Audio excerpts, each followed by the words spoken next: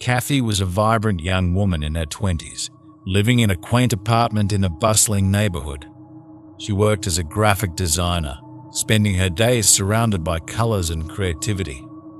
Yet, lately, her life had taken a dark turn. A shadow had crept into her once bright existence, a stalker. It began subtly. Strange messages appeared on her social media, at first harmless enough. "You're so talented," one would say, while another commented on her photos, "Wish I could see you more." Kathie brushed them off as friendly compliments. However, as the weeks went by, the tone shifted from innocent admiration to something sinister. Messages grew more personal, as if the sender had been watching her every move. When she received a message saying, "I know where you work," her stomach sank. She reported it to the police, but they dismissed it as harmless online behavior, advising her to ignore the messages. Ignoring them proved to be a challenge, as the unsettling feeling of being watched consumed her thoughts. One chilly evening, as Kathie walked home from work, she noticed a figure lingering at the corner of the street.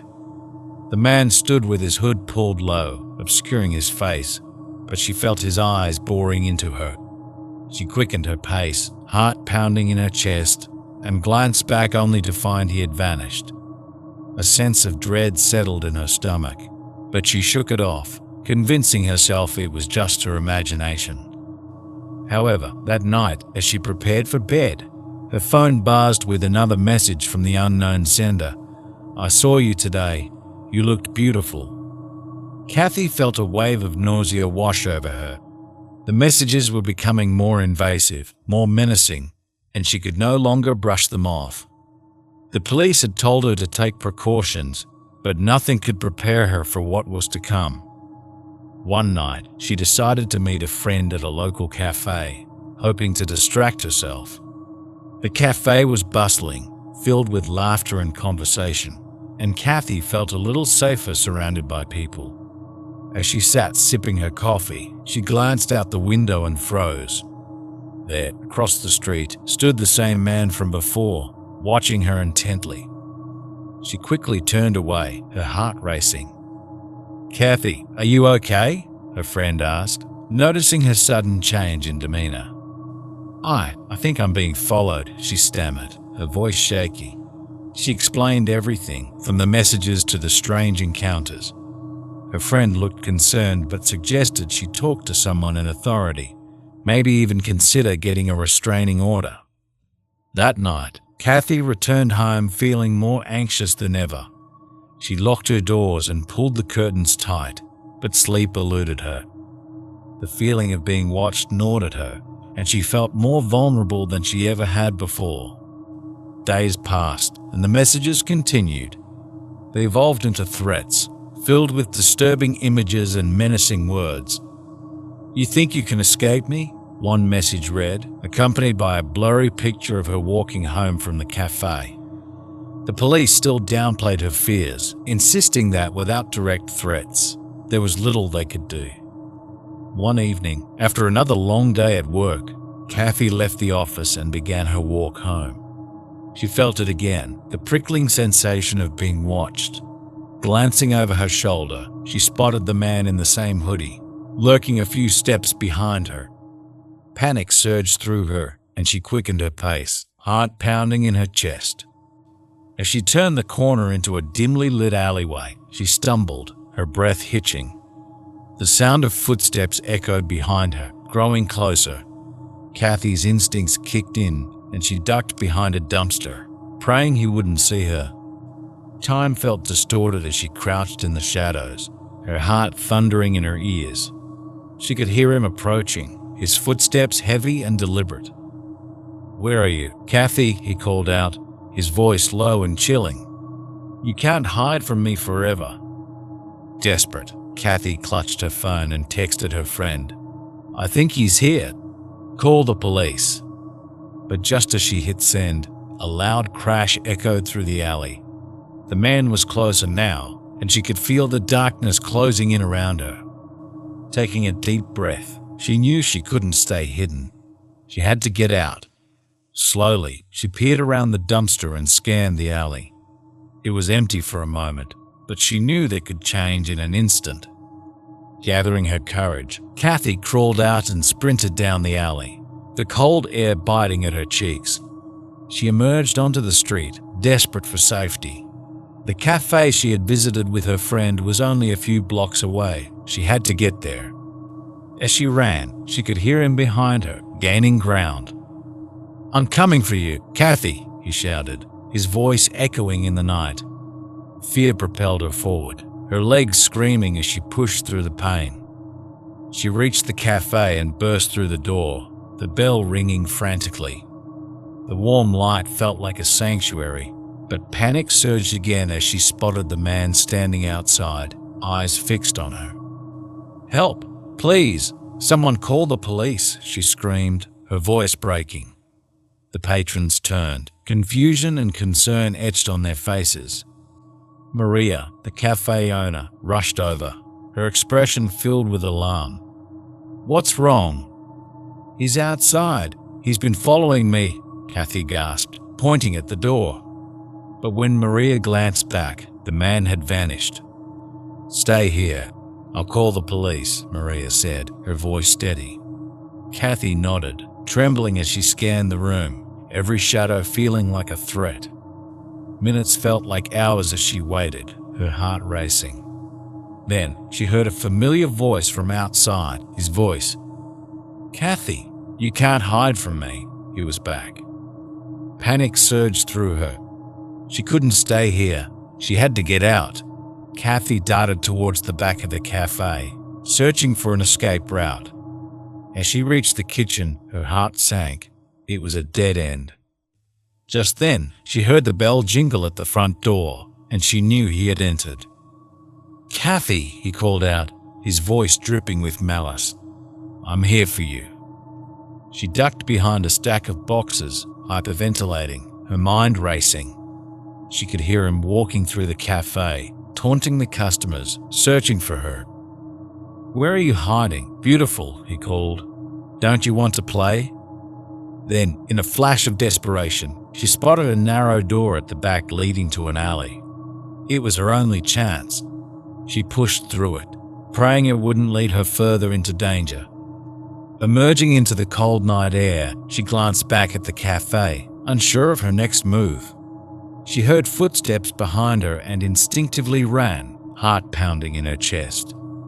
The alley twisted and turned, and she felt disoriented, but she pressed on, knowing that every second counted. In a moment of clarity, she remembered her friend's apartment was nearby. If she could just get there, she would be safe. She sprinted toward the familiar street, weaving through the shadows, fear propelling her forward. Just as she reached her friend's building, she heard footsteps pounding behind her, closer than ever. "Kathie," he called, his voice cold and taunting. "You can't escape." She fumbled for her phone, hands shaking, and dialed 911. "Please, I need help. He's chasing me."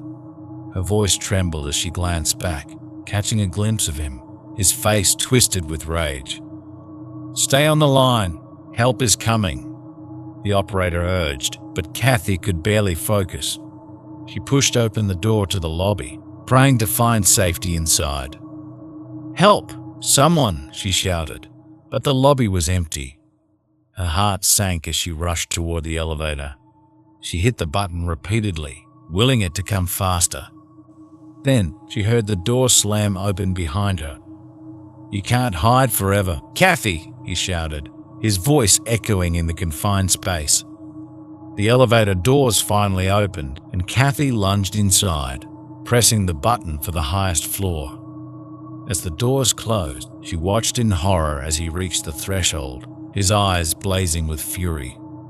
"Run, Kathie! You can't hide!" he yelled as the doors slid shut, cutting off his words. She leaned against the wall, breathless, tears streaming down her cheeks. The elevator dinged, and as the doors opened, she rushed down the hall to her friend's apartment. She pounded on the door, panic consuming her. "Let me in, please." The door swung open, and her friend's face went pale. "Kathie, what's wrong?" "Please, lock the door," Kathie gasped as she stumbled inside, slamming the door behind her. She felt the adrenaline fading, replaced by sheer terror. "Who was that?" her friend demanded, eyes wide.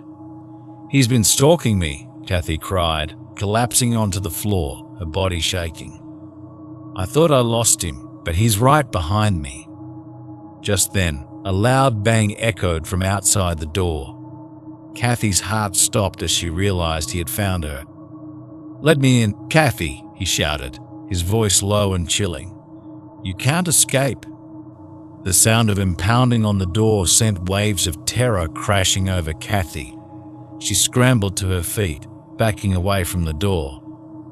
"What do we do? What do we do?" she gasped, her voice trembling. Her friend's face paled. "We need to call the police." "I already did," Kathie cried, glancing back at the door. The banging grew more forceful, rattling the frame. "He'll break in. We have to hide." "Quick, the bathroom," her friend urged, grabbing Kathie's wrist and pulling her toward the narrow hallway. They slipped into the small space, cramming into the bathtub behind the shower curtain, holding their breath as they listened intently. The pounding grew louder, the door creaking under the pressure.